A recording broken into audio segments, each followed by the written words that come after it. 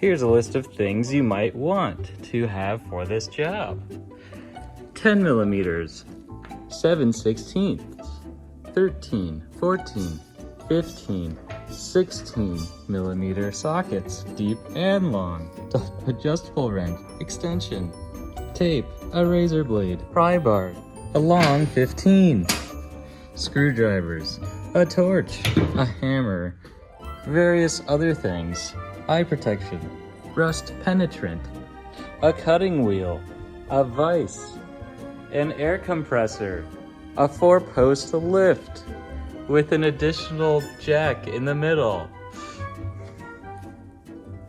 We did it.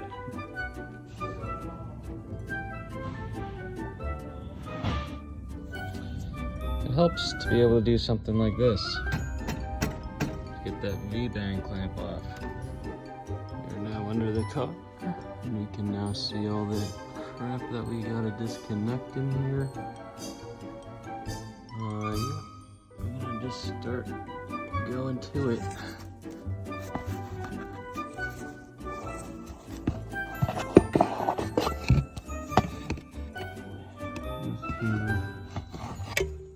Just kind of connected to all this crap. There we go.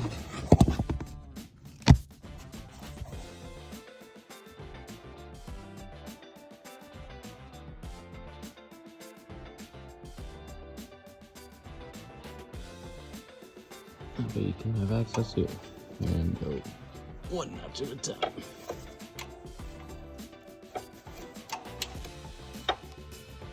Or get an extension like that. So there's a bolt up here on the other side of this. Mine's already loose. I don't know how the heck it's still on there. It is like it's not even finger tight. It's just completely loose. So, taking that off. Oh, she is. Is it a 12? Nope. It's a 13 again. 13. Alright, I would also suggest a magnet. Look at those big opinions.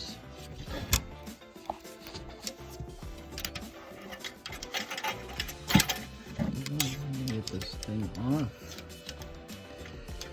Let me see.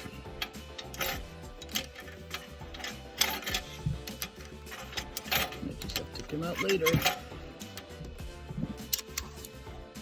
And got it. This V band from hell. Whatever. We got it. I'm happy. I'm going home.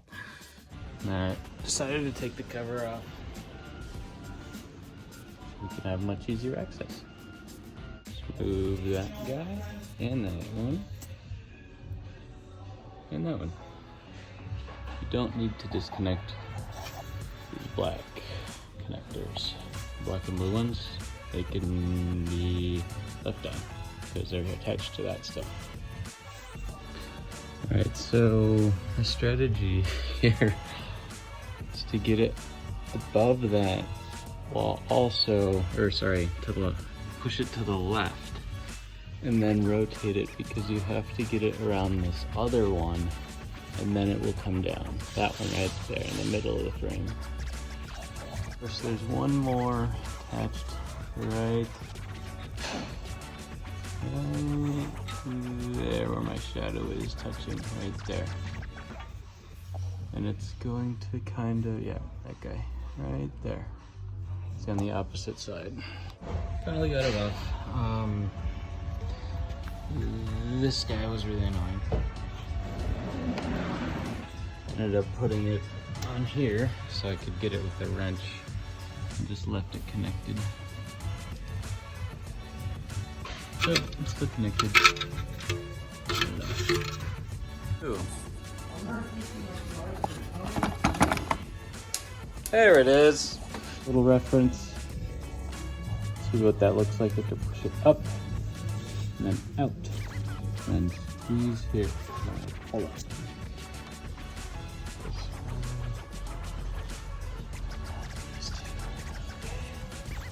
very fat.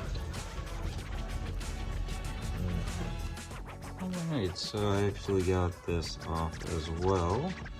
It took a lot of heating and a lot of beating.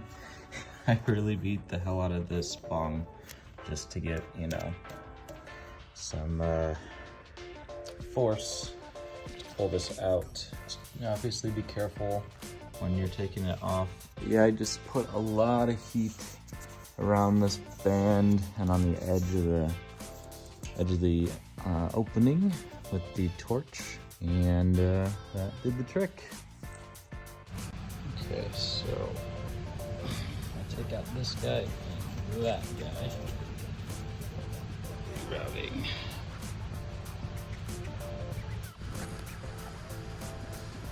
Those two because they're routed over here and over here.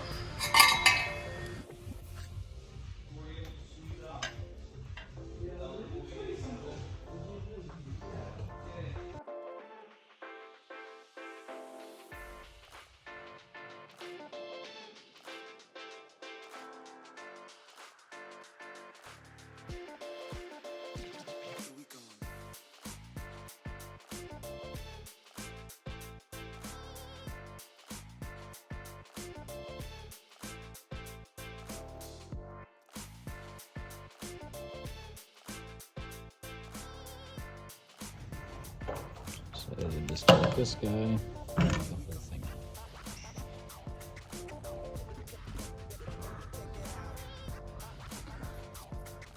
He's all back, and the loose one is back there. Right there.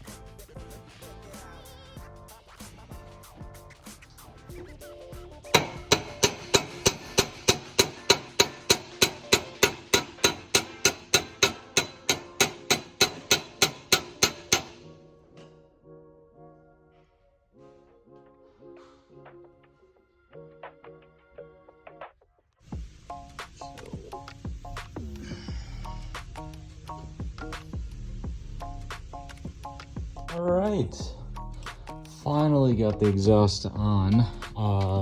Just a quick note, that is a pain in the you-know-what.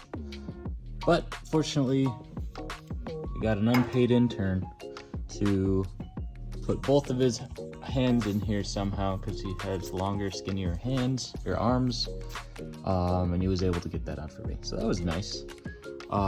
What I would suggest is putting this on first, then this one, then this one. It fit decently well. I don't remember if I said or not, but put a lot of heat on this to get the original exhaust piece out. The other thing I need to mention, I just measured this. This is like exactly 5 inches. And I cut it off of this pipe here, the one with the slight bend, because it was literally this much too long. This is like roughly how long this pipe was, and I was having a hell of a time trying to install it. Anyway, I will measure this out for you right here. Look at that, almost exactly 5 inches. See the 5 right there. Yeah, I just literally cut it with an angle grinder. Anyway, it's in. Man, I would not want to do this job if I did not have this lift and a second person helping me, because it was a big pain in the ass. About, 2 more inches. That way this hanger isn't just constantly being pulled that way, but it's not that big of a deal, I guess. Yeah, we'll see. Yeah, that is a pain. I did not have the chance to put the gasket on. It was accidentally put on without remembering to put the little gasket on. Hopefully it doesn't leak. Anyway, hopefully this video helps anybody decide if they're gonna install this themselves, because it's a pain. This is the most difficult exhaust I've had to deal with, and I've had to remove so many covers from under here. I've taped up this guy. I removed that long wiring harness thing for the OBD2 sensors. Fortunately, it's not that hard to get to. I believe these bolts for the exhaust are 14s, and this guy's like a 15, and all these random things that hold, you know, the under tray coverings and skid plates are held on with like 16s. I have so many different sizes. They're like 10s, 15s, 14s, a 7/16 for some reason somewhere, I don't remember where, and a 10mm. So yeah, it was a pain, but good luck. All these are taped as well. These 1, 2, 3, 4, and 5 connectors are all taped.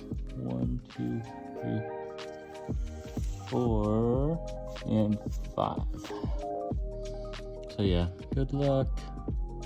In case I didn't get this, you know, OBD2 plug, you can just feed it through this hole. It fits pretty easily.